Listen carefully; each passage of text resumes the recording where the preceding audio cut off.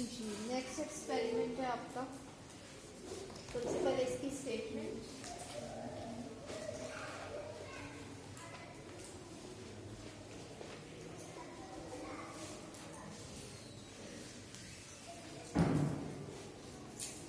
आपको दो चीजें गिवन है। नंबर वन, फेरस सल्फेट का solution that is FeSO4 with n number of moles of water, that is hydrous ferrous sulphate. इसका given solution है आपके पास, ठीक है। और सोल्यूशन में इसकी क्वांटिटी कितनी है, that is 27.8 grams per cubic decimeter। The given solution of ferrous sulfate with n number of moles of water contains 27.8 grams per cubic decimeter, and you are provided with 0.02 molar KMnO4 solution, and you have to calculate number of moles of water. Here this n, the value of n, number of moles of water in this ferrous and in this hydrous ferrous sulfate solution, ठीक है। आपने value of n calculate करनी है कि कितने number of moles of water इस hydrous ferrous sulphate में present है। वो number of moles of water आपने कैलकुलेट करनी है। तो उसके लिए आप क्या करोगे, पहले इसकी मोलैरिटी फाइंड आउट करोगे, उसके बाद फॉर्मूला पुट करोगे, दैट इज कंसंट्रेशन और strength is equal to molarity into molecular weight. Formula वही आएगा। सबसे पहले इसके बाद इसके राइटअप में आएंगे, तो उसमें प्रिंसिपल, याद रखिए जब KMnO4 यूज हो रहा है तो इस केस में KMnO4 एज इटसेल्फ इंडिकेटर के तौर पे यूज होगा, एक्ट करेगा एज एन इंडिकेटर और एज अ टाइट्रेंट भी। प्रिंसिपल है इसका, it is a redox reaction or redox titration, that's it। Then standard solution and also indicator, that is KMnO4।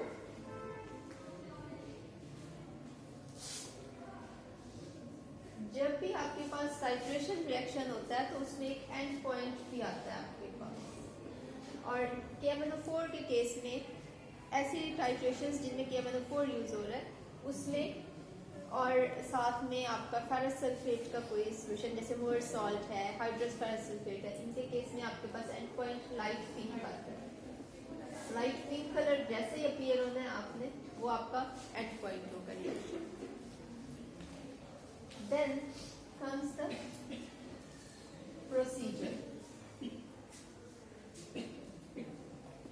Procedure में point number 1 में क्या आएगा, take KMnO4 solution in the burette and find out its initial volume, that would be VI। Then the second step is take hydrous ferrous sulfate solution, take 10 ml of hydrous ferrous sulfate solution in the flask, titration flask, then add 1/4 test tube of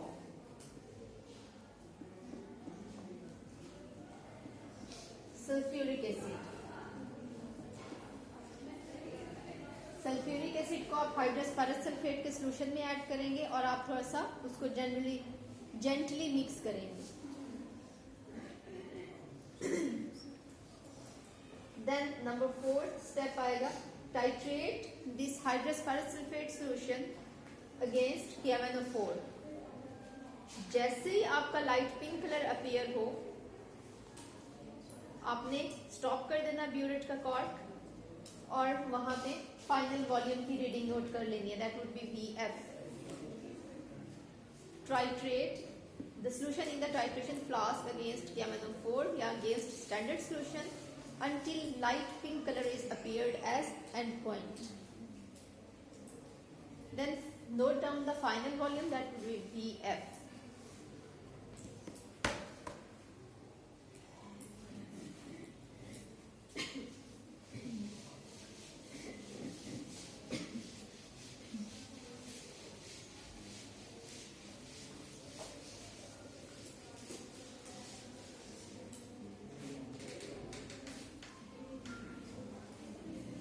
chemical equation देखते हैं.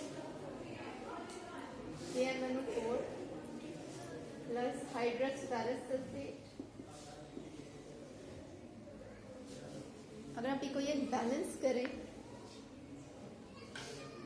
2 moles KMnO4 के, 10 moles इसके, plus sulphuric acid 8 moles इसके, it would give you potassium sulphate plus manganese sulphate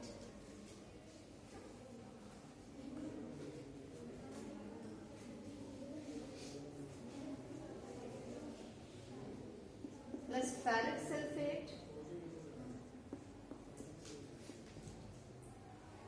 plus water, and it would be 10N plus 8. ये 10 देखें, 10N से multiply हो गए 10N आ जाएगा और प्लस 8 वाटर मॉलिक्यूल्स और भी हैं. N की वैल्यू जो भी आए वो इससे मल्टीप्लाई होके 8 का फिगर उसमें ऐड हो जाएगा और ऐसे total number of moles of water आ जाएगा.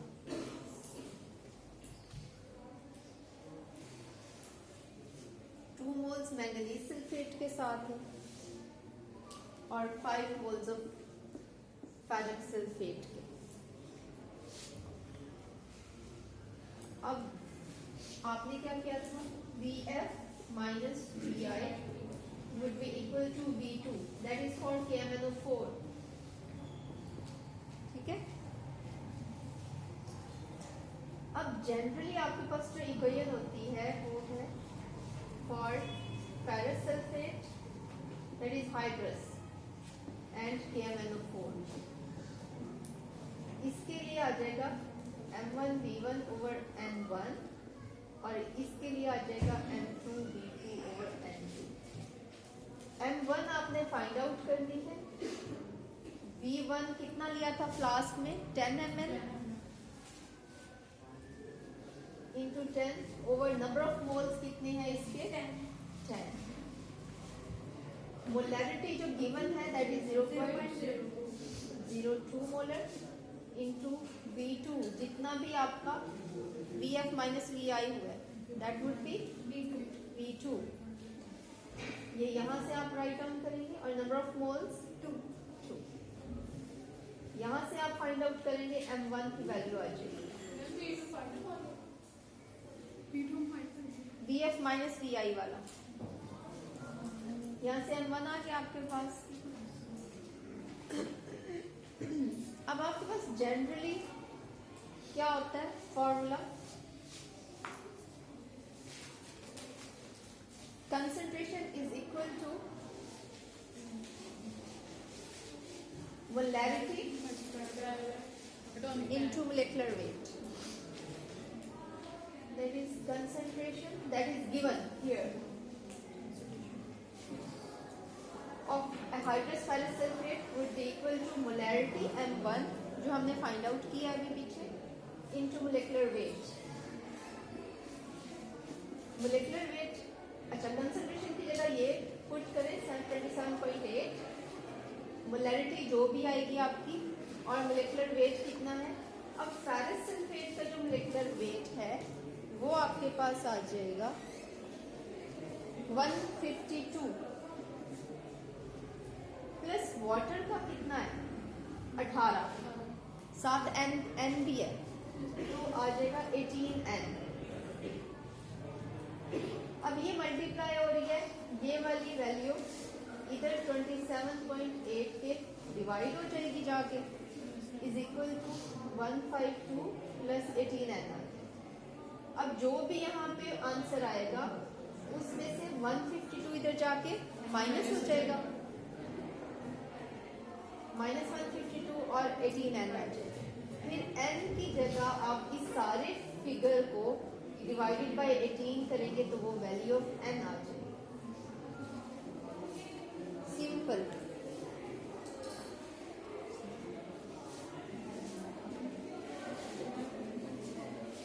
उसके बाद जस्ट रिजल्ट की स्टेटमेंट आपने लिखनी है। रिजल्ट में आपकी स्टेटमेंट आएगी the value of n is this. For example 5, 6 या कोई भी आती है, आपने लिखा the value of n is find out to be this one 5 and the formula of hydrous ferrous sulfate is FeSO4।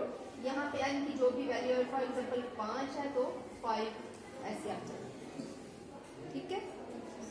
यहाँ पे जो भी आया वो आपने वैल्यू लिखनी है।